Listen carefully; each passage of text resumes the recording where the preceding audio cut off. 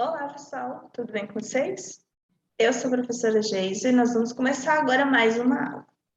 Este é o primeiro vídeo de uma sequência de aulas sobre a atmosfera. E na aula de hoje, nós vamos ver algumas noções gerais a respeito da atmosfera. Então, para a gente entender melhor o que é a atmosfera, nós vamos começar falando sobre a gravidade.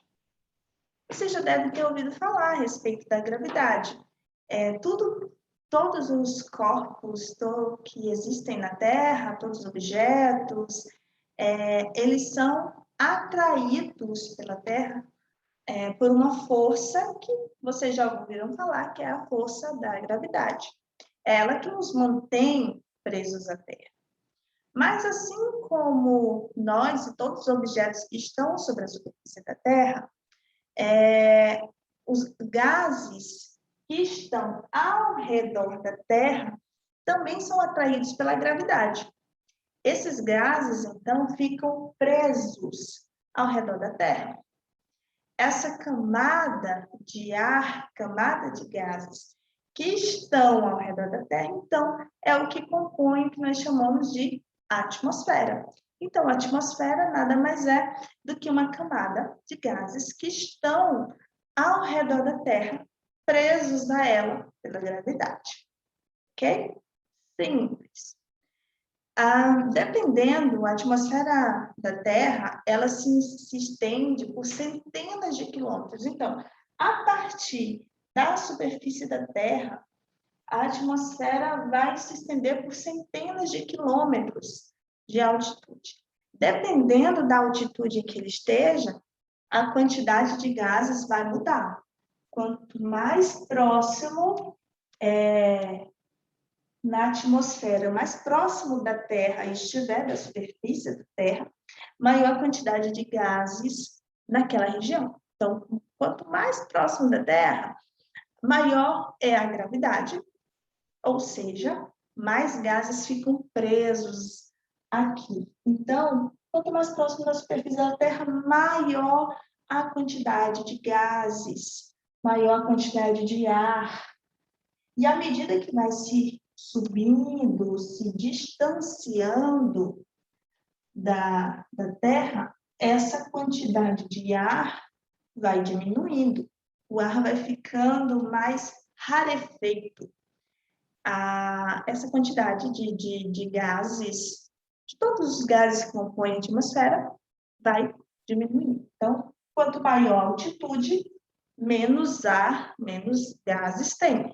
É por isso que em regiões de montanhas, por exemplo, regiões onde a altitude da superfície da Terra é muito, muito grande, montanhas, montes, as pessoas têm maior dificuldade de respirar, porque a quantidade de ar em altas altitudes, a quantidade de ar é menor, o ar é mais rarefeito, tem pouca quantidade de ar, pouca quantidade de oxigênio, que é o ar que nós precisamos para viver, né?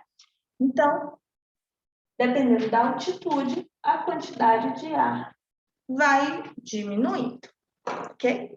À medida que se distancia. Mas, como eu falei, a atmosfera ela tem centenas de quilômetros a partir da Terra, né? Chega um momento em que essa quantidade de ar vai diminuindo, como eu falei, mas quanto mais próximo da Terra, maior a quantidade de ar. À medida que vai se distanciando da Terra, essa quantidade de ar vai ficando cada vez menor até que ela se anule e não tenha mais ar. Vai chegar a um certo ponto, em que não tem mais ar, digamos assim. Então, aí, chega no limite, digamos assim, da atmosfera, que não é um limite lá muito certinho, mas que depois disso, onde não existe mais partículas de ar, já é espaço sideral, não faz mais parte da atmosfera, ok? Então, a partir da superfície da Terra, existem uma grande região que engloba a atmosfera. Só que a atmosfera, no caso, dependendo da altitude, ela vai ter camadas, vai ter características diferentes. No caso, são um total de 5 camadas. A camada mais próxima aqui da Terra, que vai a nível do mar até uma distância de 15 quilômetros do nível do mar para cima, 15 quilômetros aproximadamente, ela é chamada de troposfera. Tá? Depois da troposfera, tem mais 4 camadas que a gente vai estudar a respeito delas numa próxima aula.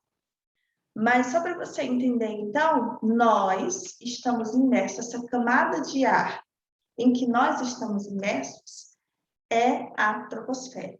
E é a quantidade, é a camada que mais tem gases e que a concentração de ar é maior.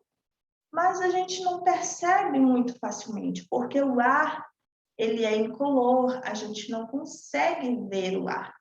Então, como a gente consegue perceber que há ar por aqui? Existem muitas formas. Uma delas, mais fáceis da gente entender, é através do movimento do ar, quando o ar está se movimentando, ou seja, quando está ventando. O vento, ele nada mais é do que o ar em movimento. Quando o ar está se movimentando, a gente tem ali o vento.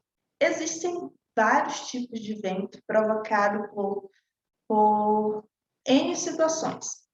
Uma delas, mais simples de você entender, são os ventos formados por correntes de convecção. Como que é isso? Eu tenho aqui, olha,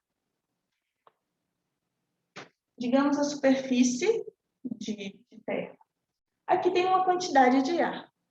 Quando o Sol aquece essa massa de ar que está mais próxima da Terra, esse ar quente, ele acaba ficando mais leve, né? Menos denso.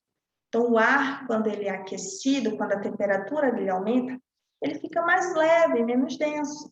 E aí, esse ar quente vai subir para regiões de maior altitude, né? O ar que estava lá em cima, mais frio, de menor temperatura, por ele ter menor temperatura, ele se torna mais pesado, mais denso. Então, ele acaba descendo. Esse ar frio